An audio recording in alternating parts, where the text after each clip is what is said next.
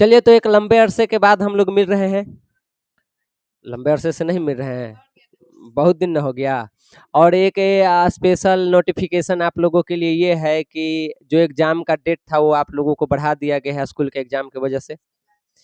अब अगले वीक में होगा, एक सप्ताह। तब तक तुम लोग डेमो क्लास कर सकती हो, देखो। अगर एग्जाम में बैठना चाहती हो तो बैठ सकती हो।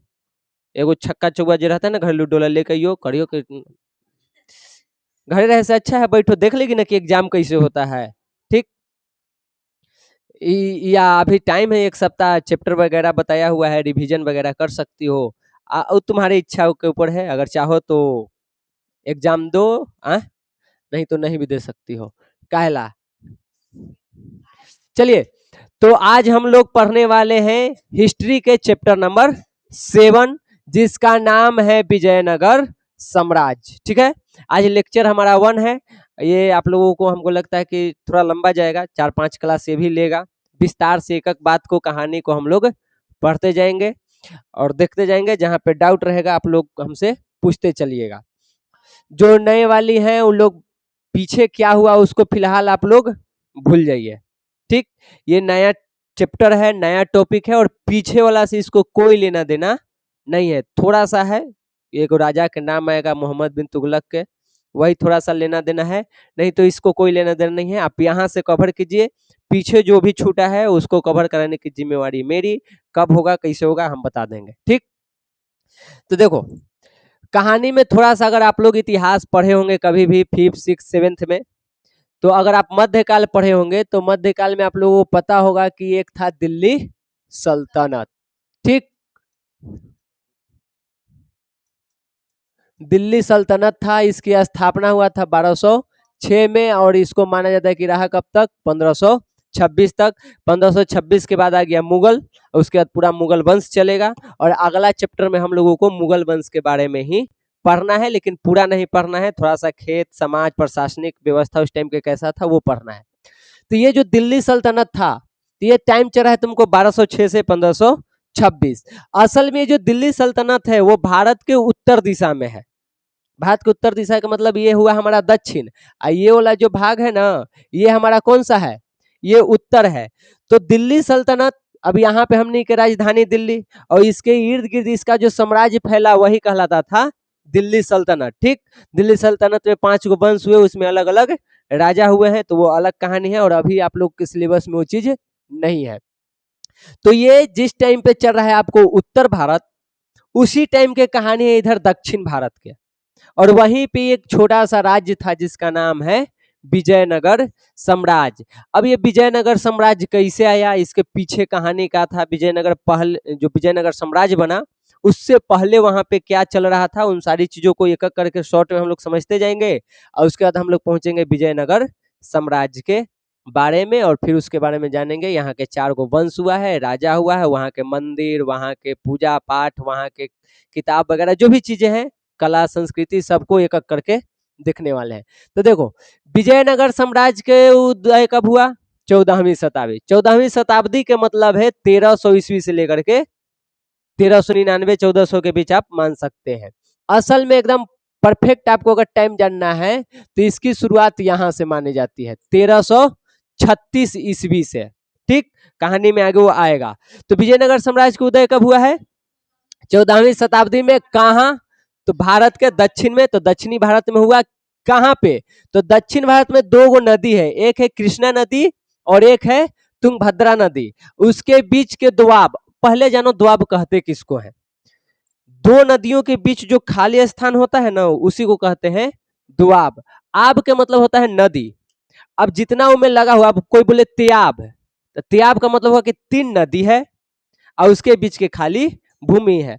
अब जैसे हमने एगो राज्य के नाम लेते हैं पंजाब, अब कभी दिमाग में ये बात आया कि इसका पंजाब क्यों नाम है, तो उसके पीछे कहानी है। वहां पे 5 गो नदी है, सिंधु नदी, रावी नदी, झेलम नदी, उसके बाद सतलज नदी, और एक और कोई छूट रहा है, सिंधु रावी, हैं कची, अरे तो एगो चेनाब है, ठीक है, चेनाब है, काका तो बक रही है, समझी। तो हो गया तुमको सतलज नदी, सिंधु नदी, रावी नदी, झेलम नदी, चेनाब नदी, 5 नदी है।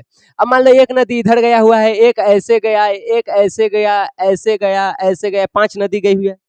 अई पांचों नदी के बीच में नदी तो ये है मेरा, ये जो खाली स्थान है कौची है, भूमि वाला इलाका है, ये भूमि है, ये भूमि है, ये भूमि है। तो नदी को कहते हैं आब, और ये बन गया तुमको 5 गो, तो पंजाब।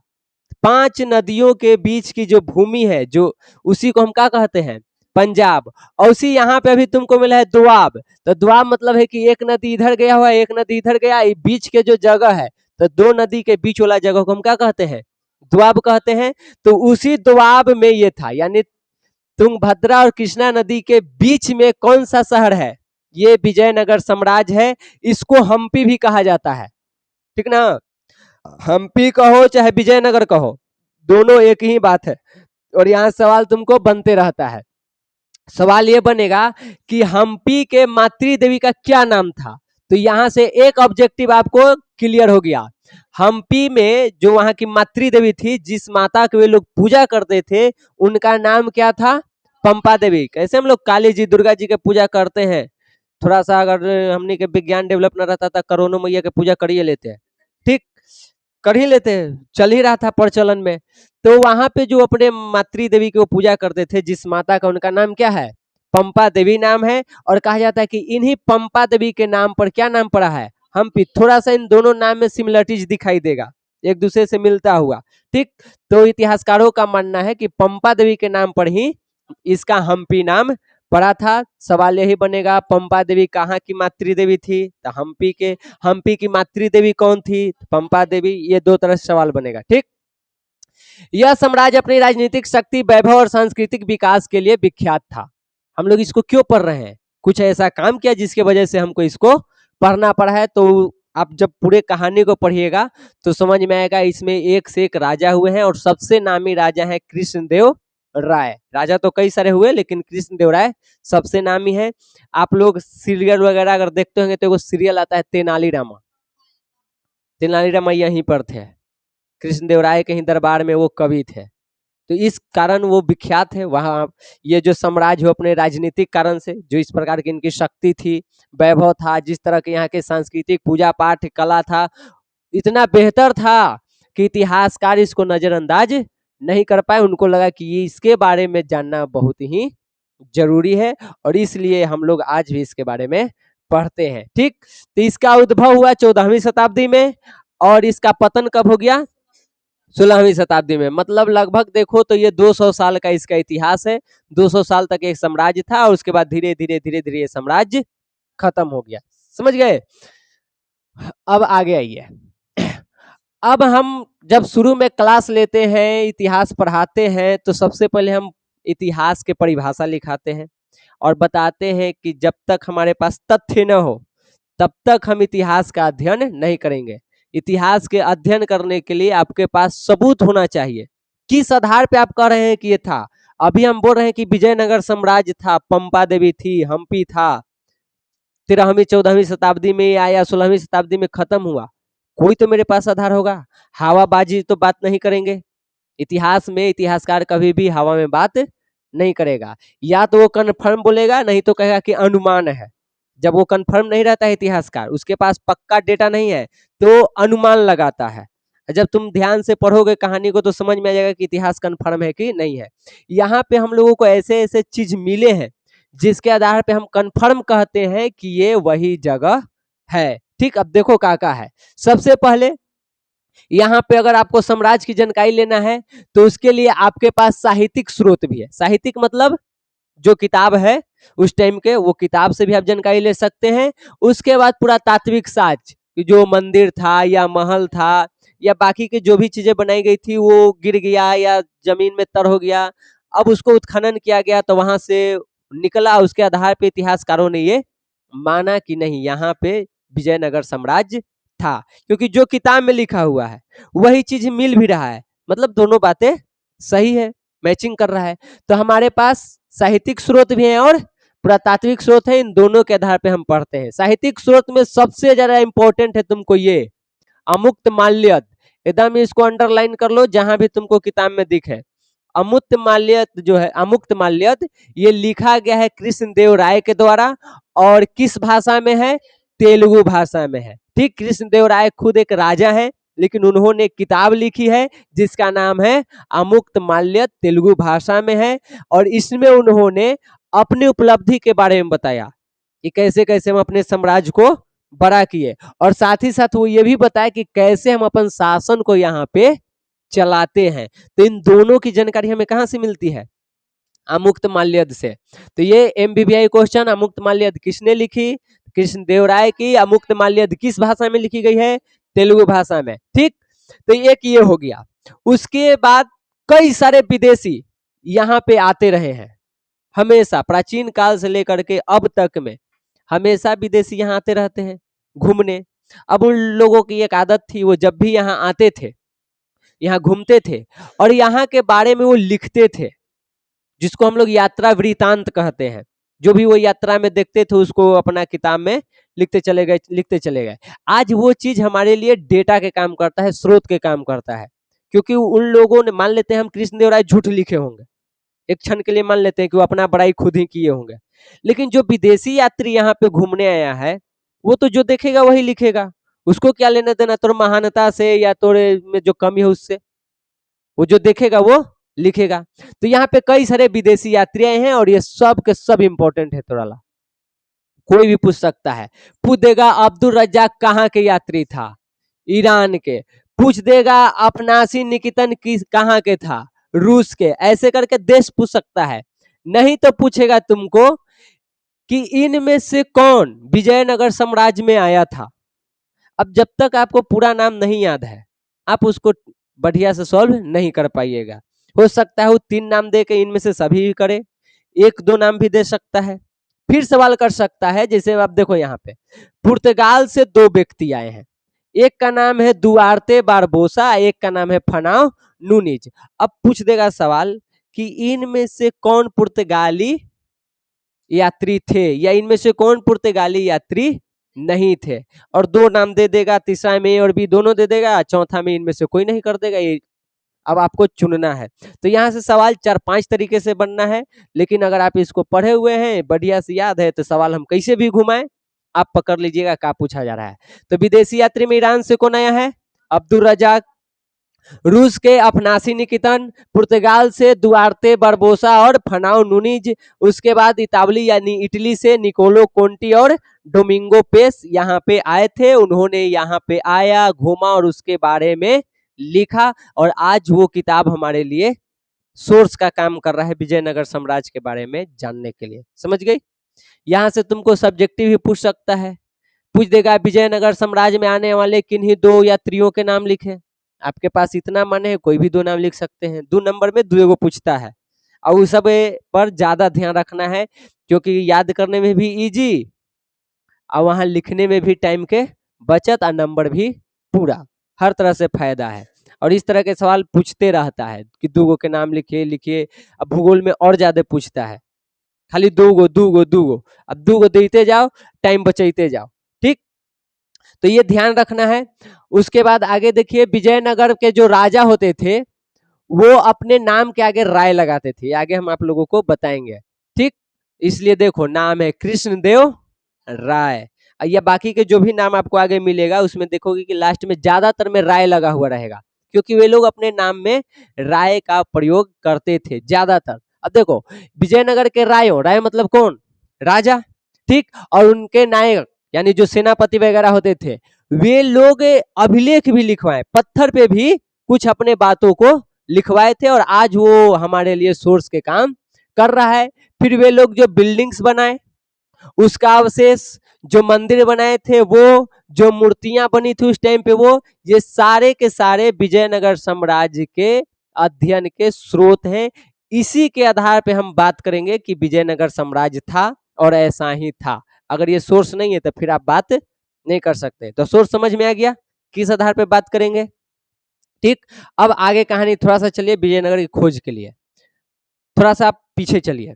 हम कहानी कहाँ शुरू किए कि विजयनगर साम्राज्य की स्थापना 1336 में यानी 14वीं शताब्दी में, और 16वीं शताब्दी में ये खत्म हो गया, यानी 1500 कुछ ईस्वी में इसका क्या हो गया, अंत हो गया।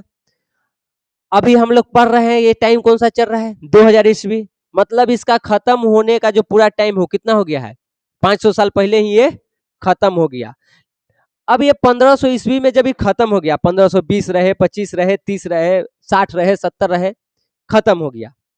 कहीं मिट्टी में तर हो गया या जंगल में कहीं गुम गया, क्योंकि वहां किसी का ना आना ना जाना, तो वो धीरे धीरे बंजर बन गया, वीरान बन गया।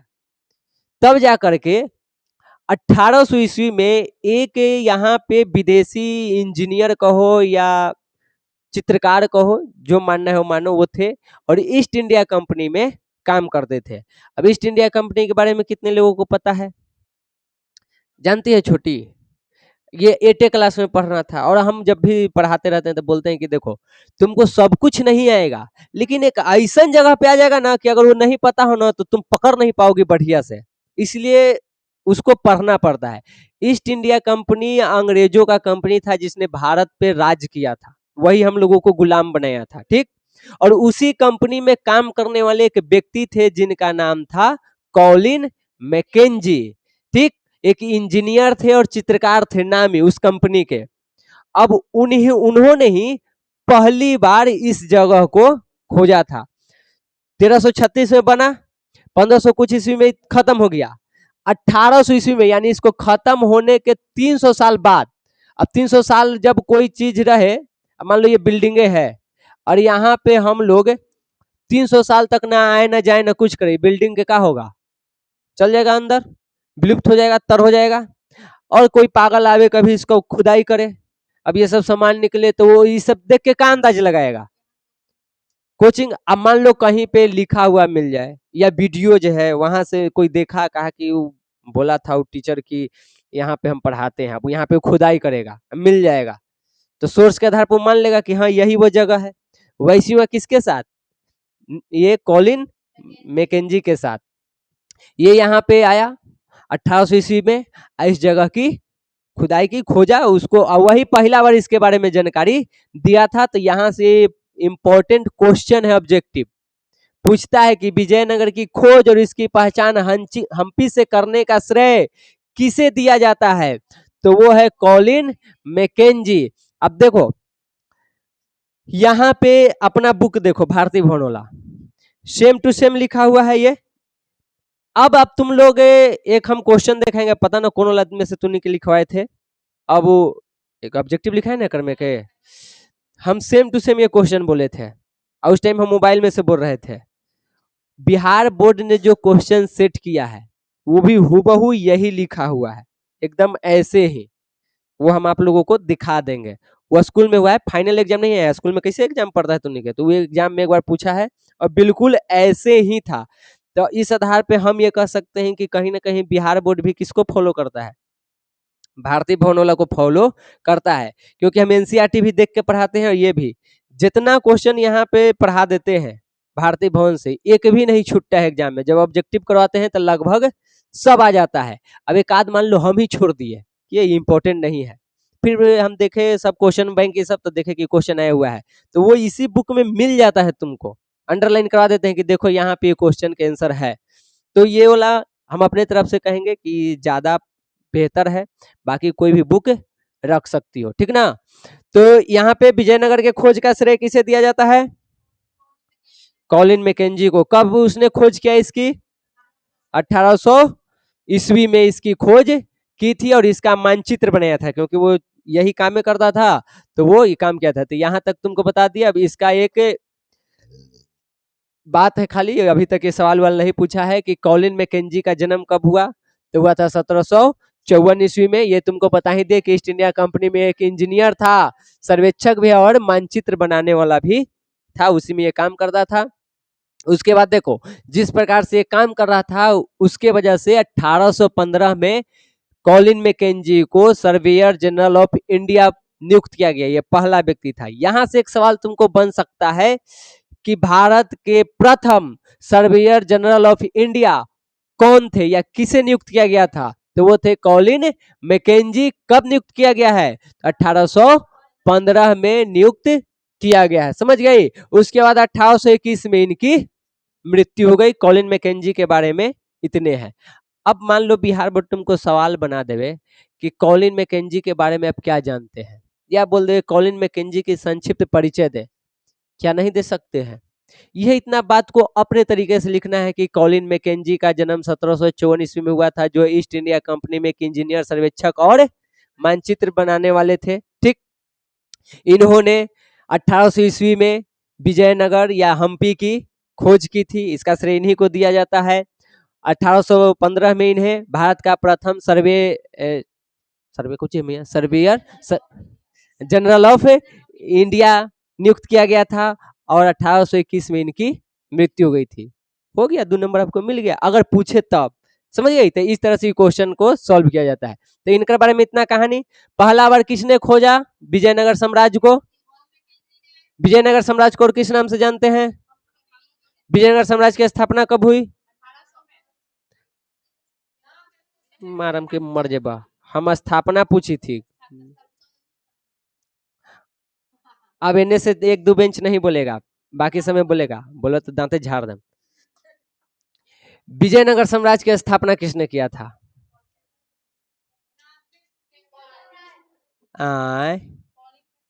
कॉलिन मैकेंजी स्थापना कर ली हाल 1800 में।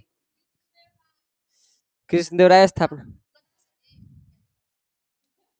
विजयनगर साम्राज्य के संस्थापक,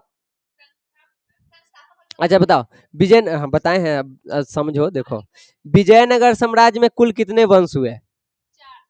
कौन कौन? सबसे पहले कौन था? संग वंश के संस्थापक। तो विजयनगर साम्राज्य के संस्थापक समझे वाला बात है। इहे में लेकिन कह देना कि मास्टरवा न बता कही है। अरे मास्टरवा तो बतैले है, ये है तू ध्यान न देले तो माथा पर लोड ना देले, लोड दे तो लिखावल है। क्लियर यहाँ तक है? अब उसके बाद देखो 1856 में अलेक्जेंडर गैलीलियो नाम के व्यक्ति ने यहाँ के जो भी अवशेष मिले उन अवशेषों का छायाचित्र बनाया, एक तरह के नक्शा उन्होंने भी तैयार किया। ऐसे करके धीरे धीरे विजयनगर साम्राज्य के बारे में जानकारी मिलते जा रही है। फिर 1876 में एक व्यक्ति आए जिनका नाम है J.F. फ्लीट। उन्होंने हम्पी में जो मंदिर है उस मंदिर पे कुछ लिखे गए हैं पत्थरों पे, तो उन अभिलेखों को पढ़ा, उसके बारे में जानकारी लिया और वहां से विजयनगर के बारे में कुछ जानकारी हमें प्राप्त हुई। फिर 1902 में इनका नाम सुनी होगी, पहले चैप्टर में इनके बारे में बताए थे, जॉन मार्शल। ठीक, तो 1902 में इन्होंने भी हम्पी के बारे में सर्वेक्षण शुरू किया था, वो भी इसके बारे में जानकारी लिए। और कोन्नेश्वर, अब आगे देखिए, यहां तक 1902 तक क्लियर है? हाँ, सब अंडरलाइन करी जाओ। उसके बाद देखो 1976 में हम्पी को राष्ट्रीय पुरातत्व स्थल घोषित किया। ठीक, भारत सरकार ने कहा कि ये एक इम्पोर्टेंट जगह है, महत्वपूर्ण जगह है, इतिहास का एक अच्छा खासा जानकारी देने वाला जगह है, तो इसको क्या बनाया गया? राष्ट्रीय पुरातत्व स्थल। कब? 1976 में। फिर 1986 में ये गया आपको यूएनओ में, वहां का एक संस्था है जिसका नाम है यूनेस्को। यूनेस्को ने यहाँ का संरक्षण किया, सर्वेक्षण किया, संरक्षण नहीं सर्वेक्षण किया, यहाँ की जानकारी ली, और फिर उसको पता चला कि ये जो जगह है वो सिर्फ राष्ट्रीय महत्व के लिए इम्पोर्टेंट नहीं है, बल्कि अंतर्राष्ट्रीय महत्व से भी ये इम्पोर्टेंट है। अगर अंतर्राष्ट्रीय दृष्टि से देखो उस लेवल पे भी क्या है, महत्वपूर्ण है। और 1986 में इसे विश्व पुरातत्व स्थल घोषित कर दिया गया। क्लियर? अब एगो हम सवाल पूछते हैं, 1986 में ही एक और जगह है जिसको पुरातात्विक स्थल, हाँ जी, पुरातात्विक स्थल घोषित किया गया था। अब आओ हिंट देते हैं, वो हम लगता है पढ़ाए हैं, हमरा लग रहा है कि हम बौद्ध धर्मशाला में पढ़ाए थे। तो कहाँ पढ़ाए हैं? 89 है जी, हम ही गलती ही।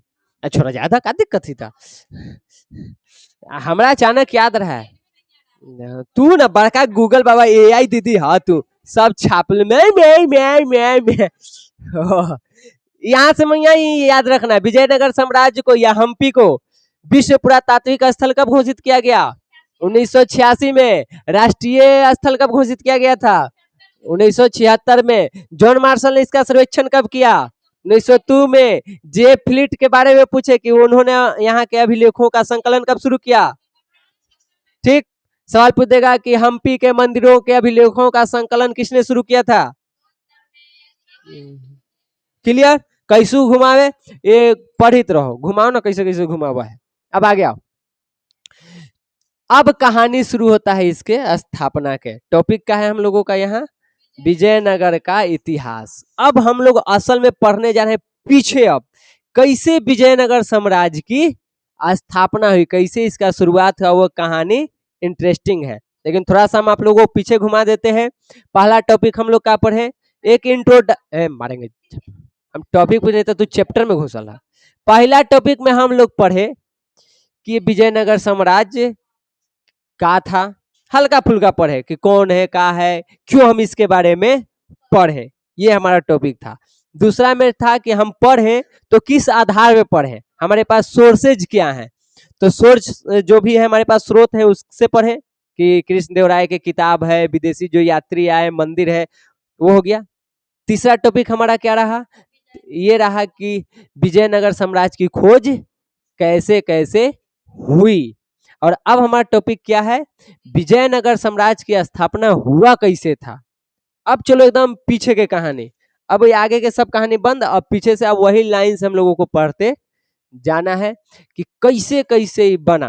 ठीक, तो देखो पहला चीज, कहानी है 14वीं शताब्दी में, क्योंकि विजयनगर साम्राज्य की स्थापना कब हुई है? ठीक, राजा एक हुआ करता था दिल्ली के, जिसका नाम है मोहम्मद बिन तुगलक। कोई दिक्कत एकरा में? आप लोग अगर बुक देखिएगा तो उसमें ब्रैकेट में उसका कार्यकाल भी सब लिखा हुआ है, कब से कब तक। हम यहाँ नहीं लिखे, लेकिन आप लोग अंडरलाइन कर लीजिएगा, ठीक है ना। तो हम जब अभी चैप्टर शुरू किए तब बताए थे कि ये हमारा भारत आए, ये आइसक्रीम बन गलो। हाँ, भारत के नक्शो न पढ़ावे हुआ चल दिलन है, बायोलॉजी पढ़ा, ज्योग्राफी पढ़ावे। हाँ, ज्योग्राफिया के पढ़ावा है। हाँ, उठैली कलन चल दिली, आज के टाइम में है कौची, एगो भारत के नक्शो ना आई थे। देखिए, तो ये है हमने के दक्षिण भारत, आई है हम लोग के उत्तर भारत, यहीं पे है हमारा दिल्ली, और यहीं पे है मोहम्मद बिन तुगलक। कौन कहा था मोहम्मद बिन तुगलक को कि दिल्ली अभी दूर है? कहा कौन था? निजामुद्दीन औलिया। अच्छा, एक सवाल और, उस टाइम पे मोहम्मद बिन तुगलक कहां से लौट रहा था? हाँ, किस अभियान से लौट रहा था तो दिल्ली संदेश पहुंचाया था? यहाँ से दिल्ली जाए थे ना मोहम्मद बिन तुगलक के, तो कल निजामुद्दीन औलिया कहो जगह खाली करे लगी, हम आ रहे हैं। कहां से जाई थे? तो वो था बंगाल अभियान, बंगाल जीत करके वो दिल्ली जा रहा था। हर बात हम ही बतामे कि कुछ अपना हूँ पढ़ब। चले इधर देखो, कुछ सवाल रखल जाए अंदर में, जाने कहला है कि लइकन जब ज्यादा फरफराए ना कि हम पढ़ ले रुक पढ़ ले तरास्ती कराई। तो देखो, अब यहाँ पे मोहम्मद बिन तुगलक यहाँ राजा है। अब पहले के राजा के तो एक ही इच्छा था, पूरे ये साम्राज्य के हम ही राजा रहे, और जो जितना शक्तिशाली अपने साम्राज्य को उतना फैलाता था।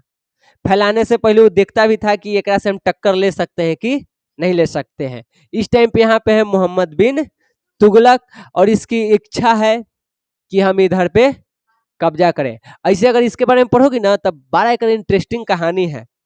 इतिहास में सबसे बेवकूफ, सबसे पागल और सबसे ज्यादा पढ़ल लिखल, सबसे ज्यादा दूरदर्शिता वाला इसी को माना जाता है। एक ऐसा व्यक्ति जिसके पास योजना तो बढ़िया था, लेकिन बेचारा के कभी किस्मते साथ नहीं दिया। जब भी कुछ नया चीज किया कैंसिल हो गया, उल्टा पड़ गया एकरा पर। और यहाँ पे एक कहानी तुनी के मिलेगा, एकरा पर देखना कैसे उल्टा पड़ेगा। ये राजा है, इसका इच्छा है कि हम इधर दक्षिण भारत में कब्जा करें, अपने साम्राज्य को फैलाना चाहेगा। और यहाँ पे उस टाइम पे दो गो इंपॉर्टेंट राजवंश था, छोटे छोटे था लेकिन इंपॉर्टेंट था। एक है तुमको होयसल राजवंश और एक है काकतीय। अब ये दोनों पहले शक्तिशाली वंश था, तो कोई इधर ध्यान देता नहीं था। अब ये दोनों जैसे ही कमजोर पड़ने लगा, मोहम्मद बिन तुगलक को लगा कि चलो इधर हम अटैक करते हैं, यहाँ अपना कब्जा जमा लेते हैं। यहीं पे जो ये है ना काकतीय, वहीं पे दो गो भाई हुआ करता था। एक का नाम था हरिहर और एक का नाम था बुक्का। हरिहर और बुक्का, ठीक, दो भाई है। और यहाँ पे सामंत यानी एक तरह से कहो कि जमींदार है। और बाद में यहीं पे एक कंपिल राज्य था, वहीं के मंत्री या सेनापति, जो कहो, किताब में दोनों बातें लिखी हुई है। ये था कहानी, समझ में। यहाँ पे मोहम्मद बिन तुगलक है, इधर इसको कब्जा करना है। यहाँ पे दो गो वंश है, एक है होयसल, एक है काकतीय। ये चार हम इधर कब्जा करें क्योंकि ये दोनों कमजोर पड़ गया है। और यहीं पे दो गो भाई है, एक का नाम है हरिहर और एक का नाम है बुक्का, ठीक। अब हरिहर बुक्का को यहाँ एक छोटा सा राज्य दिया जाता है जिसका नाम है काम्पिल। और काम्पिल के वो सेनापति मानो, मंत्री मानो, जो मानो, वो यहाँ पे है। पूरी कहानी समझ में आ रही है? क्लियर हो रहा है यहाँ तक? ठीक। अब यहाँ पे है मोहम्मद बिन तुगलक इस पे एक इल्जाम लगाता है। इल्जाम ना, इल्जाम, ठीक। एक बार सही बोल दो, अब गलती बोलो। इल्जाम लगा दिया। उसका इल्जाम ये था ना, इसका कहना था मोहम्मद बिन तुगलक के कि हमार देश में, हमार राज्य में एगो मुस्लिम व्यक्ति है जो हमारे जो दगाबाजी किया है और भाग के आया है ई तरफ, और तू ही दोनों अपना भी होगा शरण दिया है, तो हमारे दुश्मन के तू शरण दिया है तो तुमको हम मारेंगे। समझ गए? देखो यहाँ पे एक मुस्लिम विद्रोही को राज में शरण देने के कारण मोहम्मद बिन तुगलक ने काम्पिल पर, काम्पिल में है कौन, हरिहर और बुक्का, वहां पे आक्रमण कर दिया। अब बताओ कहाँ मोहम्मद बिन तुगलक और कहाँ ये छोटा सा एगो राज्य जहाँ के राजा हरिहर बुक्का, क्या उसके सामने टिक पाएगा? तो हरिहर और बुक्का इस युद्ध में हार गया। तब मोहम्मद बिन तुगलक इन दोनों भाई को क्या किया, बंदी बना लिया। अब बंदी बना के लेके चल गया कहाँ, दिल्ली। आ दिल्ली ले जाके कहा कि तो अगर तोरा बचे ला हो हमरा से बबुआ तो इस्लाम धर्म अपनाओ। अब हरिहर बुक्का है हिंदू, दक्षिण भारत में हमेशा लगभग हिंदुओं का शासन रहा है, इसलिए दक्षिण भारत में मंदिर तुमको बहुत ज्यादा मिलेगा हमारे तरफ से अगर तुलना करो तब। तो वहां ले गया। अब दोनों भाई को कहा कि इस्लाम धर्म कबूल करो। दोनों भाई कहा कि जान है तब जहान है, चलो कबूल कर लेते हैं। कबूल कर लिया इस्लाम धर्म।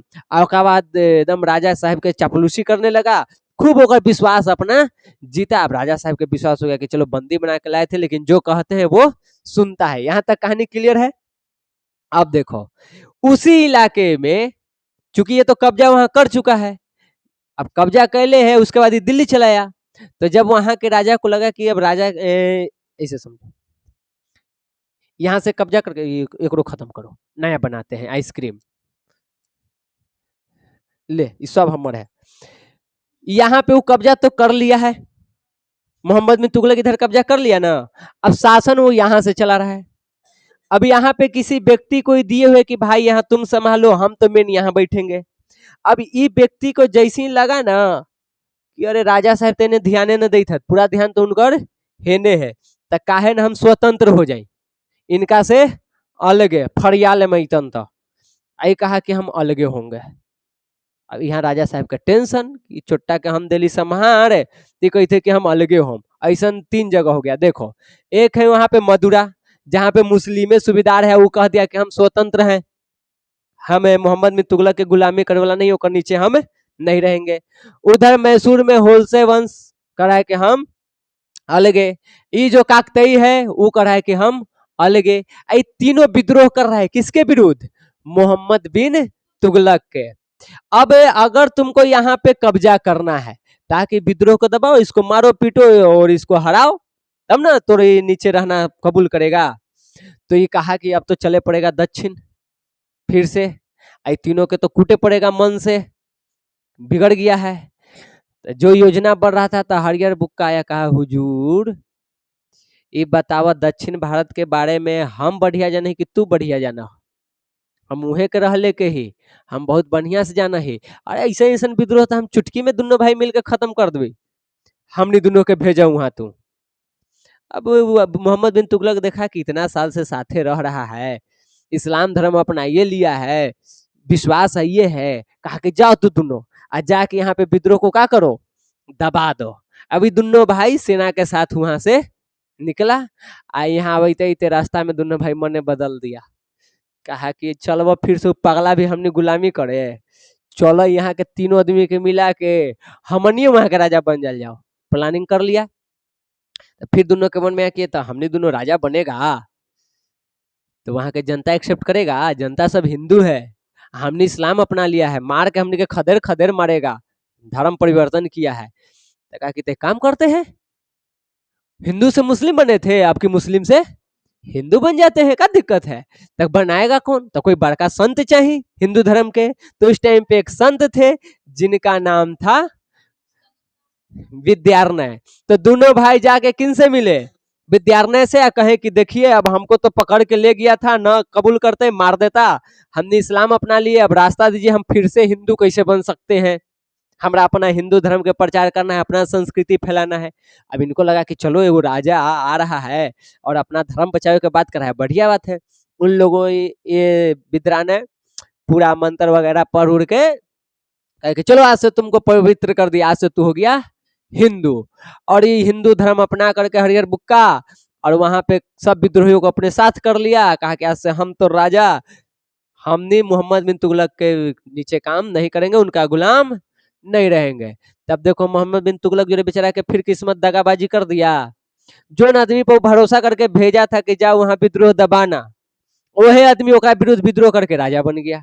तो किस्मत बेचारा के खराब था, ठीक ना। तो इस तरह से यहाँ पे इन दोनों भाइयों ने मिल करके विद्रोहियों को अपने साथ ले लिया और 1336 ईस्वी में दोनों भाइयों ने अपने पिता संगम के नाम पर एक नया राजवंश की शुरुआत किया जिसका नाम है संगम वंश। तो सवाल पूछेगा कि संगम वंश के संस्थापक हरिहर और बुक्का। हरिहर बड़ा है, बुक्का छोटा है, दोनों भाई है, ठीक। कब स्थापना हुई? संगम वंश किसके नाम पे पड़ा? किसके पिता के नाम पर? अब पूछेगा हरिहर बुक्का के पिता का क्या नाम था? विजयनगर साम्राज्य की स्थापना कब हुई? यही है स्थापना। अब यहाँ पे संगम वंश, तुलु वंश, सुलु वंश और आर्वेदु वंश चारों एक साथ क्या कहलाएगा? विजयनगर साम्राज्य। अब क्यों कहलाएगा सो जानो। ये अपना वंश की स्थापना कर लिया और अपनी राजधानी कहाँ रखी? विजयनगर। तो विजयनगर राजधानी करने वाला कौन व्यक्ति है? हरिहर और बुक्का। तो स्थापना भी कौन किया? अब हरिहर बुक्का कब आया है? तो विजयनगर समाज की स्थापना कब हुई? कोई दिक्कत यहाँ पे? कोई दिक्कत मैया नहीं की सा? कोई दिक्कत ना दिक्कत है तो बोली है, ठीक। डरिए नहीं मत। ये बता ही दी है कि विजयनगर के राजा या तो अपने नाम के पीछे राय लगाएंगे या वो नरपति के उपाधि लेते थे। ये सब इंपॉर्टेंट है, पूछ देगा कि नरपति के उपाधि कहाँ के राजा लेते थे? विजयनगर के। सवाल आ जाएगा तुमको कि अश्वपति के उपाधि कहाँ के राजा लेते थे? तो जो दक्कन के राजा हैं वो अश्वपति के, और जो उड़ीसा के राजा हैं वो गजपति के। अश्व मतलब होता है घोड़ा, गज मतलब होता है हाथी, तो ये लोग घोड़ा हाथी वाला ले हलथिन उपाधि, ठीक। विजयनगर साम्राज्य में नरपति, नर मतलब मनुष्य, हमने को पति हलथिन, हमने करवा चौथ कर हली उनका लगे तो हम करें न लिखल है। तो नर मतलब क्या होता है? पति। तो हमने के पति थे, ठीक, हमने उनका पत्नी हली।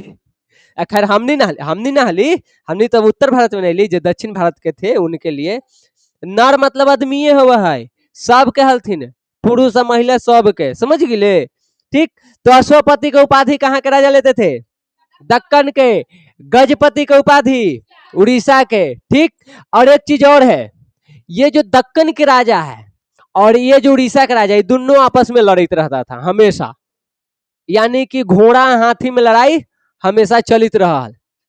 आई दोनों के लड़ाई के चक्कर में आदमी पिसा गए। आदमी मतलब नरपति लोग, रियलिटी बता रहे हैं, तू हंस रही है। देखो घोड़े हाथी के चक्कर में आदमी बेचारा खत्म, बीच में पड़ गया, उन्हें से हाथी मार दल, उन्हें से घोड़ा मार दल, चटनी बन गया। तो कहानी ये है कि देखो अश्वपति यानी दक्कन के राजा, गजपति माने उड़ीसा के राजा, और ये दोनों हमेशा लड़ रहे हैं। और इन दोनों के बीच में पड़ जाते थे कौन?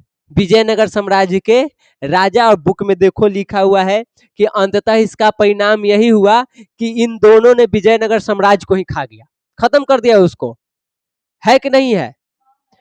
देखो वहां पे लिखल है कि ना लिखल है, अंत ही कर दिया है ना मियाँ, कि विजयनगर साम्राज्य का अंत ही कर दिया। तब वही तो बता रहे थे कि घोड़ा और हाथी की लड़ाई में आदमी बेचारा पिसाया है, यानी उड़ीसा और दक्कन की लड़ाई में विजयनगर साम्राज्य खत्म हो गया। और जो पतन के कारण है उसमें एक ये भी है, बहुत बड़ा भूमिका निभाया है। ठीक, अब उसके बाद एक इंपॉर्टेंट हो जाएगा तुमको यहाँ पे, ये इलाका फेमस था घोड़ा के व्यापार लगी। हाँ, विजयनगर में घोड़ा के व्यापार खूब होता था। और कहा जाता है कि शुरुआत में यहाँ पे घोड़ा व्यापारी में अरबों का प्रभाव था, फिर पुर्तगालियों का भी हुआ, और यहाँ के लोग भी थे, यानी अरब से भी घोड़ा आता था यहाँ बिकने, पुर्तगाली भी अपना घोड़ा लाते थे यहाँ बेचने, अच्छा कीमत पर बिकता था, और यहाँ के लोग भी घोड़ा को बेचते थे। तो जो यहाँ के घोड़ा बेचने वाले जो व्यापारी थे उनको क्या कहा जाता था? कुदरई चट्टी। ये आपके लिए इंपॉर्टेंट है, पूछ देगा कुदरई चट्टी का मतलब क्या होता है, तो घोड़ा के व्यापारी। ठीक, समझ गई? तो ये चीज था। उसके बाद ये है विजयनगर साम्राज्य में टोटल 4 गो राजवंश हुआ है, संगम वंश, सुलुभ वंश, तुलुभ वंश और अराविदु वंश। अब हम लोग आज के क्लास में इसको यहीं पे रोक देंगे, कल हम लोग शुरू करेंगे संगम वंश, वहां पे हरिहर बुक्का के बारे में थोड़ा और विस्तार से जानेंगे, कैसे कैसे क्या किया, संगम वंश में कौन कौन राजा हुआ, ऐसे करके 2 गो 3 गो जय गो वंश है, कम से कम 3 वंश कल हम लोग पढ़ लेंगे। कोई दिक्कत? आज क्लास यही खत्म कर दें। ऑनलाइन वालन के यही कहेंगे कि हम एको बार नहीं देखे हैं, तो गलती सलती माफ करियो, अब पसंद आए तो अब हम क्या कहें, जो अपना तुनी के बुझाए भाई कर लियो। राधे राधे।